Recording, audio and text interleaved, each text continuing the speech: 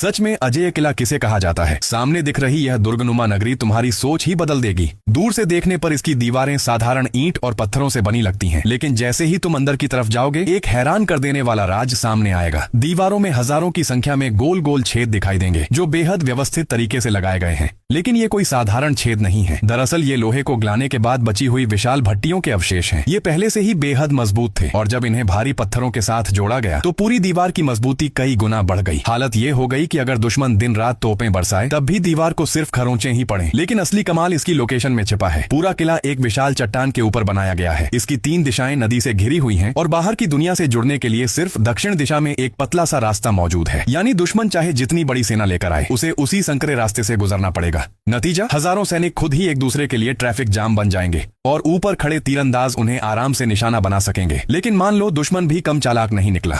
उसने किले को घेर लिया और सोचा कि अंदर के लोगों को भूखा प्यासा रखकर जीत हासिल कर लेगा। मगर यहाँ भी उसकी किस्मत खराब थी, क्योंकि इस किले में 2 मुख्य द्वार थे। दक्षिण दिशा का द्वार जो जमीन से जुड़ा था हान गेट कहलाता था और उत्तर दिशा में नदी से जुड़ा वाटर गेट। हान गेट को जानबूझकर टेढ़े और अंदर धंसे हुए डिजाइन में बनाया गया था। इससे जो भी दुश्मन चुपके से दरवाजे तक पहुंचने की कोशिश करता वह दीवारों पर तैनात सैनिकों के सामने पूरी तरह खुल जाता। वहीं वाटर गेट पूरे किले की लाइफलाइन था। गुप्त रास्तों के जरिए यहाँ से पानी और जरूरी सामान अंदर पहुंचाया जा सकता था। इसीलिए लंबी घेराबंदी भी इस किले को आसानी से नहीं झुका सकती थी। लेकिन असली डरावना हिस्सा अभी बाकी था। मान लो किसी तरह दुश्मन किले का दरवाजा तोड़कर अंदर घुस भी जाए, तब उसकी मुसीबतें खत्म नहीं बल्कि शुरू होती थी, क्योंकि किले के अंदर एक भी सीधी सड़क नहीं थी। सारी गलियां टेढ़ी मेढ़ी और जाल जैसी बनाई गई थी। कई रास्ते इतने संकरे थे कि मुश्किल से 1 या 2 लोग साथ चल पाते। अजनबी सैनिक अंदर घुसते ही भूल भुलैया में फंस जाते और दिशा ही भूल जाते। इतना ही नहीं, किले के घर आपस में गुप्त दरवाजों और ऊपर बने रास्तों से जुड़े हुए थे और जमीन के नीचे भी कई छिपी हुई सुरंगें बनाई गई थीं। यानी युद्ध सिर्फ जमीन पर नहीं बल्कि ऊपर, नीचे और चारों तरफ से लड़ा जा सकता था। इस तरह पूरा किला एक विशाल त्रिआयामी रक्षा तंत्र में बदल जाता था, जहां दुश्मन को हर मोड़ पर नया जाल, नई रुकावट और नया हमला झेलना पड़ता था। तो बधाई हो, तुमने बना डाला दुनिया के सबसे चतुर किलों में से एक। डियाओजियाओलू फोर्ट्रेस जैसी सोच पर आधारित एक ऐसा दुर्ग जो सिर्फ दीवारों से नहीं बल्कि रणनीति, भूगोल और इंजीनियरिंग की कमाल की समझ से अजेय बनता है। अब सवाल यह है, अगर तुम्हारे पास 1 लाख सैनिक हों तो क्या तुम इस किले को जीत पाओगे या फिर इसकी गलियों में रास्ता ढूंढते ढूंढते ही हार मान जाओगे?